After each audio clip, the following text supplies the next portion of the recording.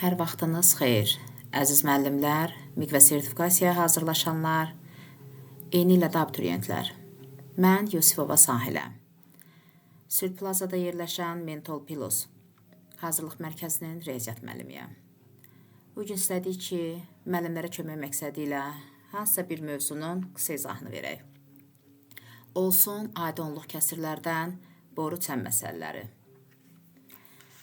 Başlayaq sadə izahlardan. Deməli, müəllimlər, olsun ki, bir boru vasitəsilə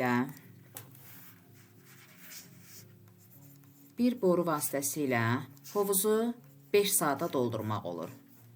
Təsəvvür edin, bu hovuzdur, bu isə boru, həmin boru. Əgər ümumilikdə hovuz 5 saata dolursa, 1 saata hovuzun 5-dən biri dolacaq.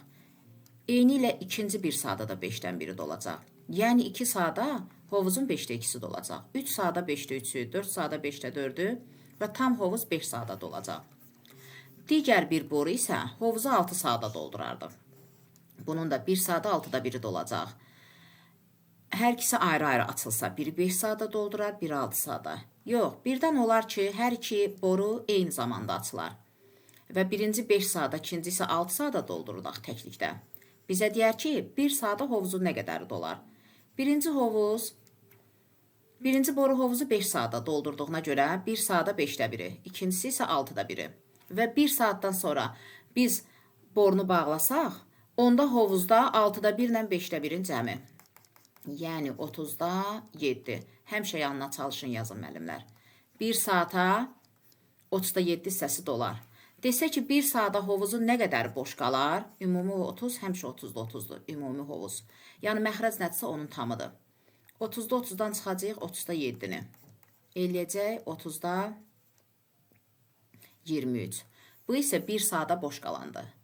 Və yaxud da desəydi ki, eyni ilə birinci boru hovuzu 5 saata doldurur, ikinci 6 saata doldurur. 3 saatdan sonra hovuzun nə qədəri dolmamış qalar. Biz 1 saatı həmişə tapırıq. Və bizə 3 saat deyir axı. Vururuq 3-ə. Təsəvvürdə canlandırın da müəllimlər.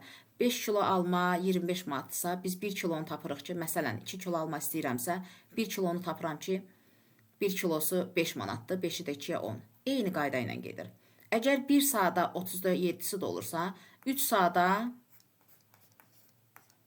10-da 7-si dolardı. 3 saata 10-da 7-si dolursa, bəs 3 saata nə qədəri boş qalar? 10-da 10 tam məxrəcdir. 10-da 10-dan çıxacaq 10-da 7-ni. Deməli, 10-da 3-ü 3 saata boş qalardı. Bunlar topluda müxtəlif formalarda verilib. Məsələn, baxın müəllimlər, burada 27-ci məsələyə baxacaq. Ya 26-cı məsələyə baxaq. Deyir ki, bir fəhlə bir işi 8 saata, digəri 6 saata yerinə yetirir. Eyni sistemdir. Əgər bir fəhlə bir işi, yəni birinci adam 8 saata yerinə yetirirsə, 1 saatını tapacaq. İkinci adam da 6 saata yerinə yetirir. Onda, yəqin ki, 24 dolardır ortaq məxrəc.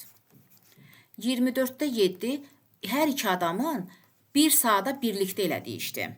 Desə ki, 3 saat işləyərlər, işin hansı hissəsi görülməmiş qalar. 24-də 7 1 saatdırsa, 3 saatı tapmaq üçün 3-ə vurarıq.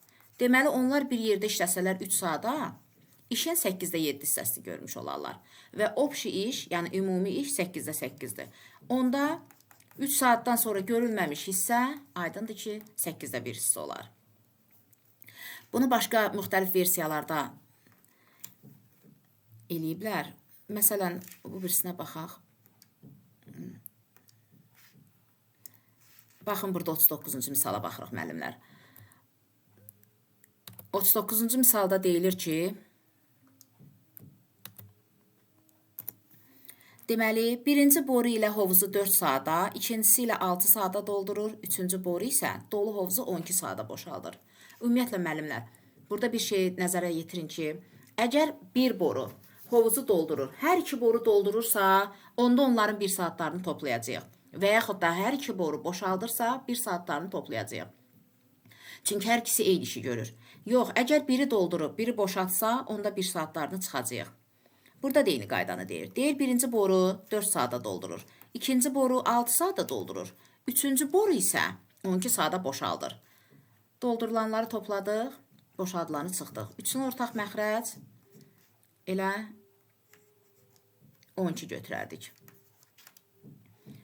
3, 2 və 1.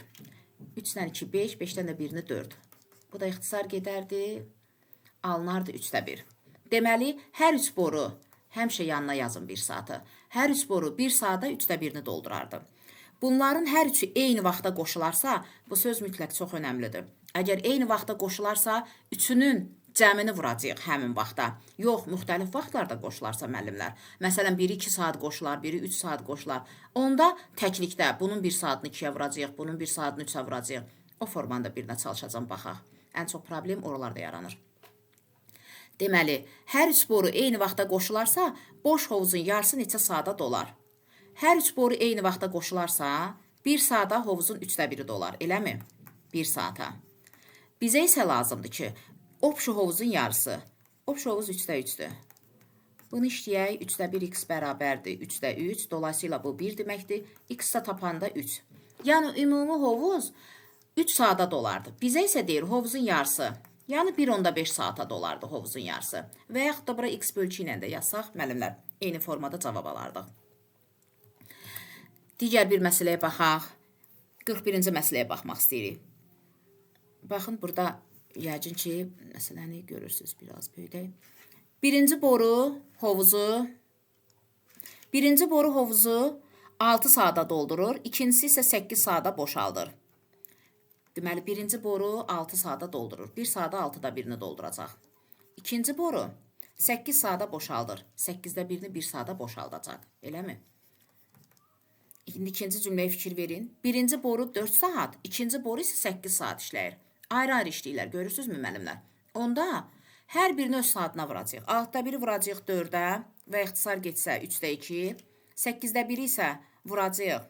Neçə saat idi? 2 saat işləsə. 8də 1-i vuracaq 2-yə. Düzmü yazdım? 4 saat, ikinci boru isə 2 saat. Bəli. Eləyəcək 4də 1. Bu 2 saata, 2 saata 4də 1-ni dolduracaq. Bu isə 4də 1-ni boşaldacaq. O birisi isə 3də 1-ni dolduracaq. Neçə saata? 4 saata. Bizə deyir ki, hovuzun hansı hissəsi dolmamış qalar? Biri doldurub, biri boşaltdığına görə cavabları bir-birindən çıxacaq. Olacaq 12-də 8-dən 3-ünü 5. 12-də 5 dolandı. Hər ikisinin bir yerdə toplandığı və yaxud da çıxdığı cavab həmişə dolan olur. Bizə deyir ki, hovuzun hansı hissəsi dolmamış qalar? Dedi, ümumi hovuz 12-də 12-dir.